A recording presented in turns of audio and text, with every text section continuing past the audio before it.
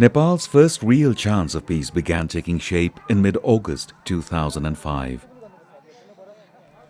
A statement by the Maoists issued after a meeting at an undisclosed location said they were willing to accept multi-party competition. It opened a window for dialogue between the Maoists and the 7 parliamentary parties that were organizing joint protests against the direct rule by the king. The ensuing talks culminated in the now famous 12-point agreement on November 2005. Among others, the two sides agreed on launching coordinated protests for ending monarchy and establishing democracy. They also called on all to join in a peaceful movement against direct royal rule. The rest is history. After 19 days of protests, King Gyanendra was forced to step down and restored democratic rule in April 2006.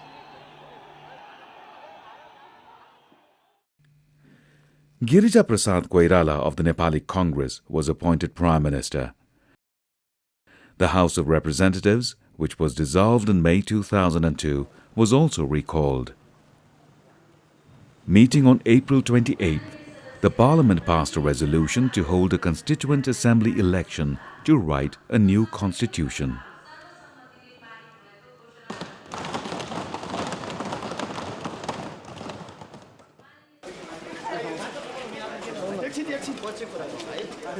Next, the government began negotiating with the Maoists. The first breakthrough was a ceasefire code of conduct agreed on May 26th.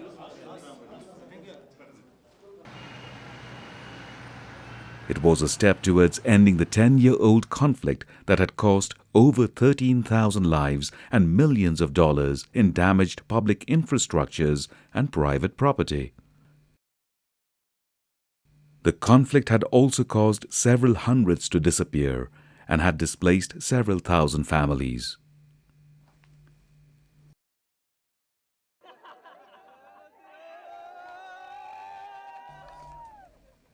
The next major milestone was the meeting of the leaders of the 7 parties and the Maoist leaders in Kathmandu on June the 16th. It was the first time top Maoist leaders were appearing in public in more than 10 years.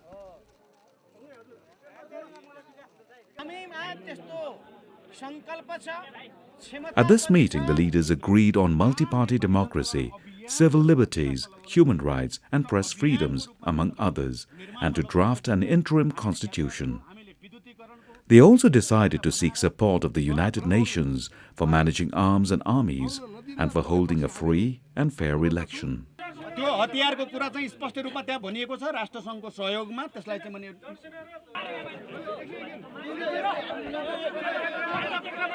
But managing the peace process remained a constant challenge.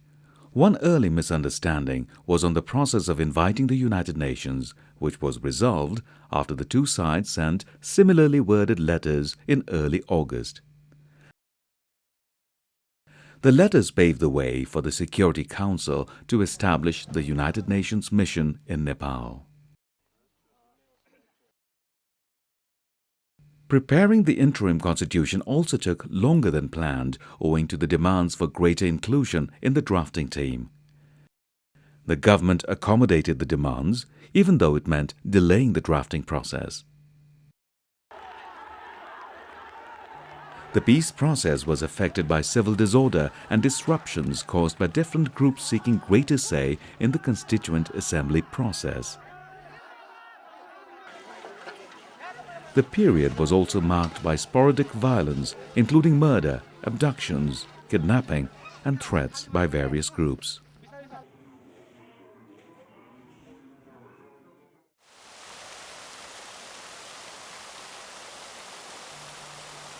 The peace process regained momentum after holiday season in October.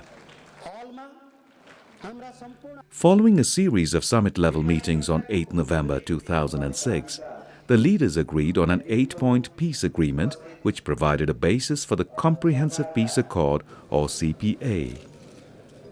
The government and the Maoists signed the CPA on the 21st November 2006 in the presence of 7 party leaders and heads of international agencies, including the United Nations.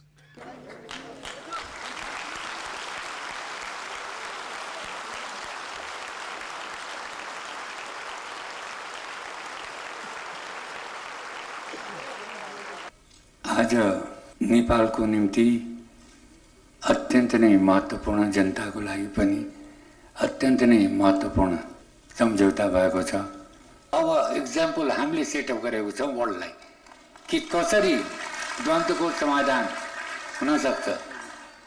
बन्दुकबाट द्वन्द्वको समाधान हुन सक्दैन, वार्ताबाट नै हुन सक्छ। आजको दिन मेरो विचारमा र हाम्रो पार्टीको विचारमा 238 वर्ष पुरानो एउटा निरन्तरताको सामान्य अर्थमा एउटा क्रमभङ्गको दिन हो र अझ त्यसमा पनि ठोस रूपमा भन्नु पर्दा गएको करिब 11 वर्षदेखि जुन सशस्त्र युद्धको स्थितिमा गृहयुद्धको स्थितिमा देश थियो त्यो निरन्तरताको यो क्रमभङ्ग हो। The CPA marked the end of 10 years of fighting and the beginning of new possibilities. The fully homegrown process had finally produced a peace agreement which seemed almost impossible until about a year ago. The peace accord was followed by a pact for managing arms and armies. Thereafter, the Maoists began assembling at the 7 main and 21 satellite camps in different parts of the country.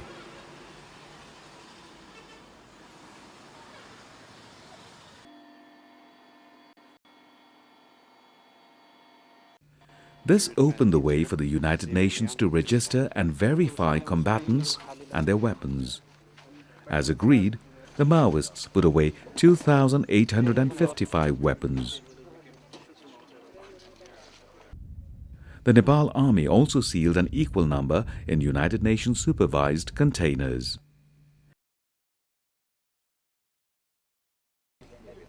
The United Nations had originally registered 31,318 combatants. In late December 2007, it said the verified number of the Maoist army was 19,602, including about 3,800 women. The interim constitution was approved by Parliament on 15th January 2007 when the Maoists joined the interim legislature. They joined the government on the 1st of April 2007.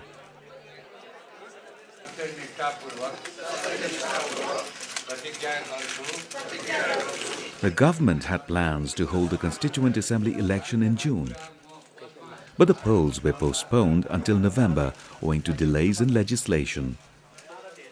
But the vote was postponed indefinitely in October after a partner in the government pressed 23 new demands. The new demands of the Maoists included declaring Nepal a federal republic and holding a fully proportional election. After more consultations, the 7 parties and the Maoists reached a 23-point pact, giving new momentum to the peace process. The recently concluded agreement commits to addressing the promises made during the signing of the Comprehensive Peace Accord. Next, the Parliament amended the Constitution to declare Nepal a federal democratic republic and to raise the number of proportionally elected seats in the Constituent Assembly. So far, Nepal has had 10 major peace agreements which add up to over 230 points. But implementing all of them has not been possible owing to a number of factors, including resources and effective implementation mechanisms. जिल्ला प्रशासन कार्यालय Morang Nepal still faces a number of emerging issues, including demands of groups for greater representation in the Constituent Assembly. By mid-2007, the government had negotiated, made commitments to, and had addressed many of the demands of various groups.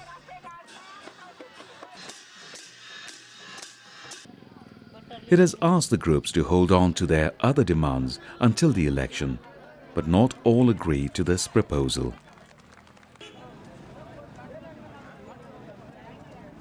Leaders of the Tarai movement want a fully proportional election, as do groups representing many of Nepal's indigenous nationalities. Another outstanding demand is the declaration of regional and ethnic federations with self-determination rights.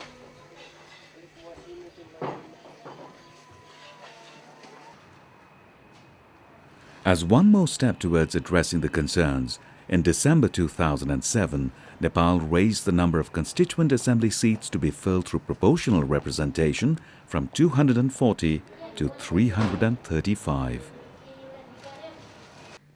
Nepal is planning to hold the election to elect a 601-member assembly on April the 10th.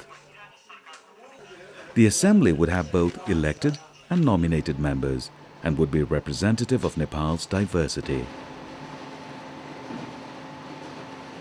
It therefore would be the most ideal forum for resolving the outstanding issues related to state building.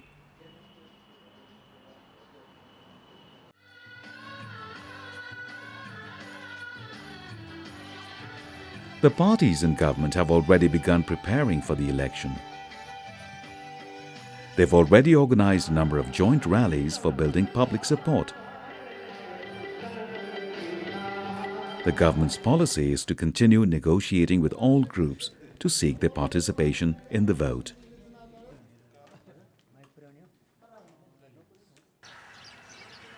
The election is the critical next step in Nepal's transformation to a peaceful, democratic and just society. It is also expected to provide the political space needed for restarting reconstruction and development.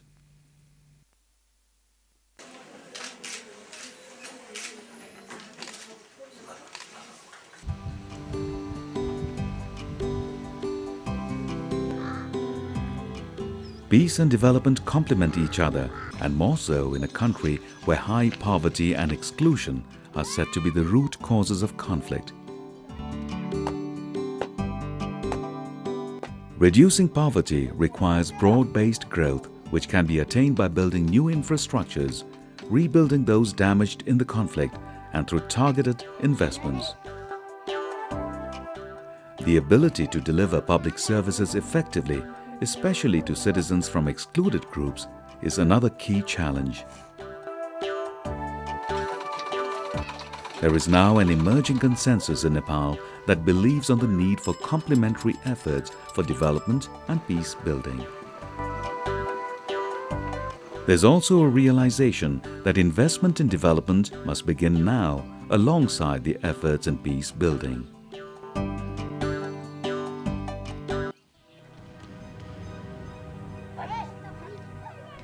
Many infrastructures damaged during the conflict remain to be repaired, and this continues to deprive rural residents of what they could relate to as the peace dividend.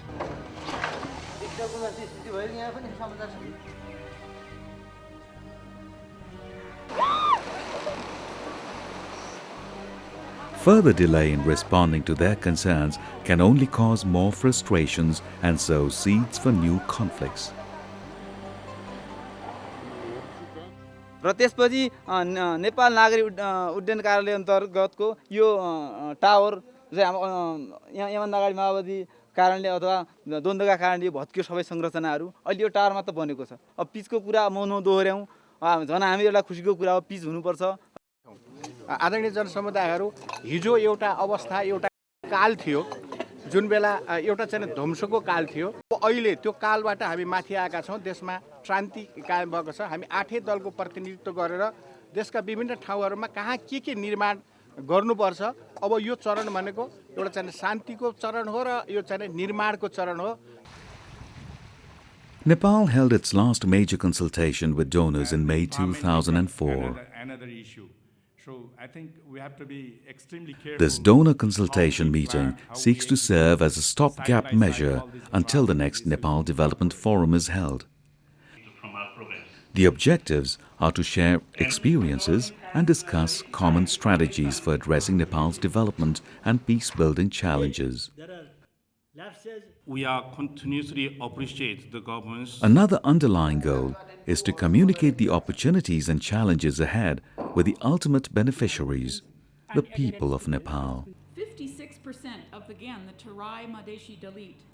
But in social capital is something that you have in the society a kind of harmony. Now it has become real agenda and it is being tackled. Nepal has prepared a 3-year interim plan or TYIP that seeks to respond to the immediate reconstruction and rehabilitation needs. It also seeks to prepare the ground for broad-based and inclusive growth. political conflict. The TYIP programs were discussed extensively at the consultations leading to this meeting. This is not a pleasant conference or a regular NPF meeting. This meeting should also be taken as a preparatory meeting. The consultations covered a range of issues: infrastructure development, peace building, foreign aid policy and aid effectiveness, economic reforms, and social development. We need some targeted programs. There has been, it's very well to come up with inclusion policies and say so many 33% women, so many percent Janjati and Madesis, but that doesn't address the historic injustice. There is a need for clear political consensus. There are parties who just came from this violent conflict. We have to very open-mindedly confess the lapses and we have to set a kind of new orientation. But also we urge the Nepali government to account to the Nepal public for the resources that are being used as a confidence-building measure. Secondly, we can't go on indefinitely helping you pay for the peace process, which is taking much longer than originally was planned. For before the election and even after the election for reconstruction, I would like to request the international community, which has been very generous to us, not only in helping us. We invariably mention the target group as conflict victims. This is a very biased word. Therefore, the word should be replaced by conflict affected persons. One cannot keep people in cantonments indefinitely, nor can one keep a state army restricted to its barracks indefinitely.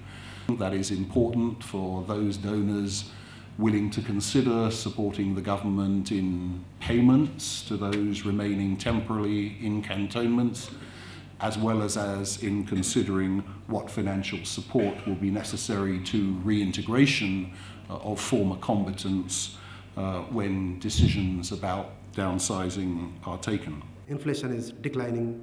It does not, I think, indicate the situation of stagflation.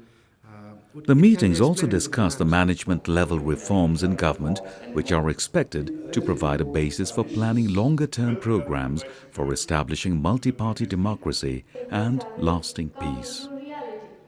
Use of market for inclusive policies. You cannot just inclusion to develop market.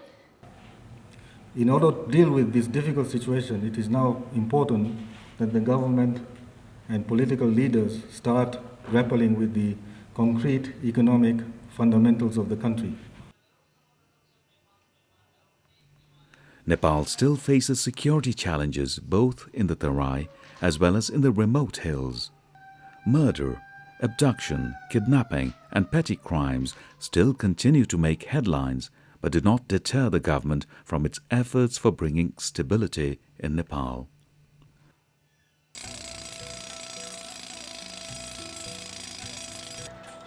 That is going to be anything but easy, but is still doable, provided there is a collective effort and the urge to change. Nepal does not have the option of not trying.